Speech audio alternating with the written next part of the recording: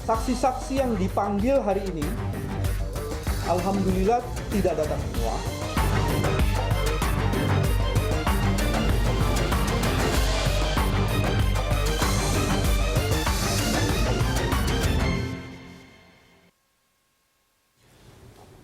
Pemirsa, sejumlah saksi dan tersangka KPK mulai berani tidak menghadiri pemanggilan penyidik KPK untuk menjalani pemeriksaan, mulai dari Komjen Pol Budi Gunawan hingga mantan Menteri Agama Surya Dharma Ali.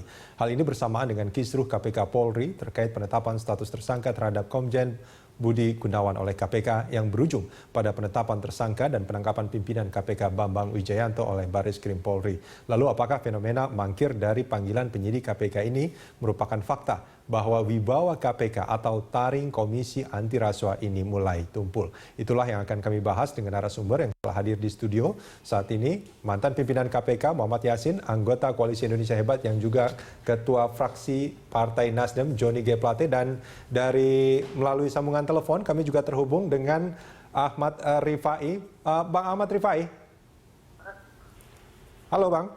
Halo Mas, ya Mas, selamat malam Mas. Selamat malam Bang Rifai. Ini kalau kita bicara apa yang terjadi di KPK sekarang, banyak sekali pemeriksaan-pemeriksaan yang tidak jadi dilaksanakan karena banyaknya saksi ataupun tersangka yang akan dimintai keterangan tidak hadir.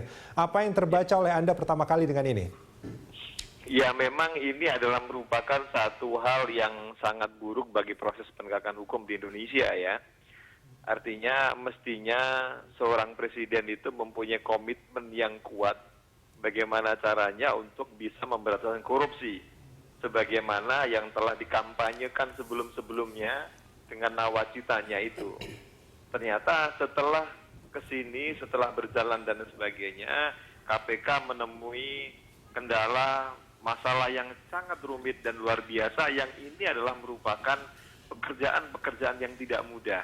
Ya. Nah, ketika masalah-masalah ini muncul, kemudian ada seorang tersangka dipanggil oleh KPK tidak hadir dan sebagainya, ini merupakan bentuk-bentuk memang bisa dibilang bentuk pelemahan kalau menurut saya. Nah, pelemahan ya? Mestinya seorang presiden itu memberikan dorongan yang sangat kuat terhadap proses penegakan hukum di KPK ini. Menurut Anda artinya Karena presiden KPK harus mengambil langkah atau keputusan tertentu untuk yang paling bagus di Indonesia saat ini, mestinya inilah yang harus didorong semangatnya, sehingga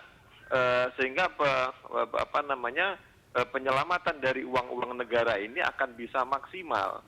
Kita harus melihat ke belakang misalnya, kenapa lahirnya KPK itu bisa terjadi? Itu karena memang lembaga hukum yang lainnya tidak maksimal dalam pemberantasan korupsi.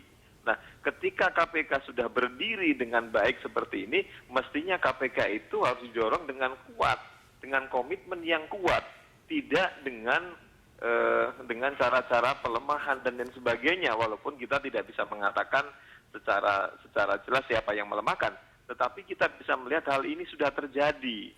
Ini menurut saya ada hal yang buruk terhadap proses penegakan hukum. Pak Rifai, kalau Anda mengatakan, Pak Ahmad Rifai, Anda mengatakan bahwa KPK harus didorong dalam hal ini, bukankah masyarakat sebetulnya sudah sangat mendorong KPK? Banyak sekali pernyataan-pernyataan publik yang mendorong agar KPK memang masyarakat sangat mendorong KPK dan itu sangat-sangat bagus. Tetapi apa artinya kalau pemerintah itu tidak memberikan dorongan yang sangat kuat? Itu yang kuat? Anda harapkan sebetulnya dari pemerintah untuk memberikan dorongan, memperkuat KPK dalam hal ini. Muncul, mestinya seorang presiden itu harusnya melihat dengan secara jernih. Mereka harus mengambil langkah-langkah hukum yang secara tepat. Presiden adalah sebagai seorang kepala negara yang mestinya bisa mengatur lembaga-lembaga negara, kepolisian dan KPK ini untuk berkomitmen memberantas korupsi. Ya. Tetapi kita bisa melihat sampai sejauh ini pun presiden juga belum mempunyai sikap dan bahkan kita bisa melihat keraguan-keraguan dan lain sebagainya. Baik. Presiden membentuk tim 9 pun juga tidak dioptimalkan. Ini untuk apa? Kenapa?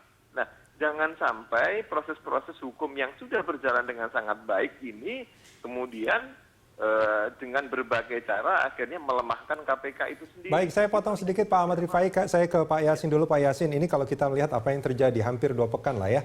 Ini kan banyak saksi yang bahkan tidak hadirnya itu tanpa keterangan Pak Yassin. Ini KPK kok jadi kayak macan ompong ini. Apa yang terjadi menurut Anda?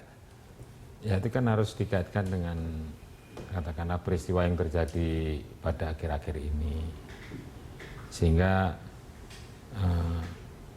ketidakhadiran salah satu yang berstatus tersangka itu diikuti oleh tersangka-tersangka yang lain. Saya kira kita harus menjunjung tinggi supremasi hukum lah gitu. Jadi, Kita ya, tapi ya, nampaknya mereka ini tidak menjunjung tinggi supremasi hukum. Kalau memang diperlukan keterangannya, dimintai keterangannya sebagai statusnya sebagai saksi atau sebagai tersangka itu harus dipenuhi lah itu warga negara untuk memenuhi panggilan penegak hukum gitu.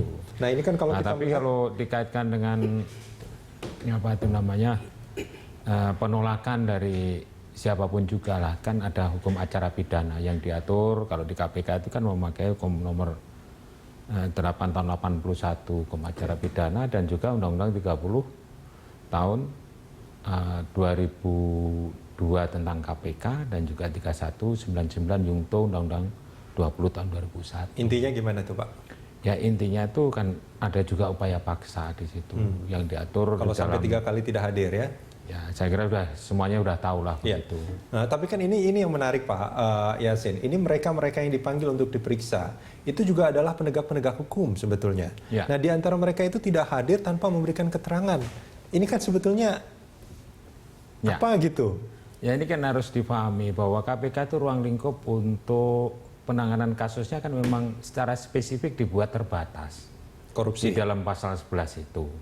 Jadi kewenangan KPK dalam menangani korupsi itu hanya melibatkan penyelenggara negara dan penegak hukum. Jadi very high ranking official memang. Jadi penegak hukum dan penyelenggara negara. Penyelenggara negara itu tidak eselon 2, kecuali kalau eselon 2, eselon 3 itu terkait dengan penyelenggara negara atau pihak swasta terkait dengan penyelenggara negara. Itu diatur dalam pasal 11 huruf A atau ayat 1 begitu. Dan yang kedua yang menjadi perhatian masyarakat umum dan yang ketiga itu yang menimbulkan kerugian negara di atas 1 miliar. Apabila itu bukan kasus yang didasarkan atas transaksi suap menyuap yang tangkap tangan atau OTT. Kalau itu tidak ada batasan level ya, atau nilai. Tidak ada batasan nilai uangnya. Ya. Kalau levelnya tetap penyelenggara negara dan penegak hukum. Seandainya yang ditangkap itu bukan penyelenggara negara atau penegak hukum, maka diserahkan kepada penegak hukum lain, yakni kepolisian dan kejaksaan. Oke, kita akan sambung ini di segmen berikut nanti Pak Yasin. Pak Joni, kita jeda sebentar.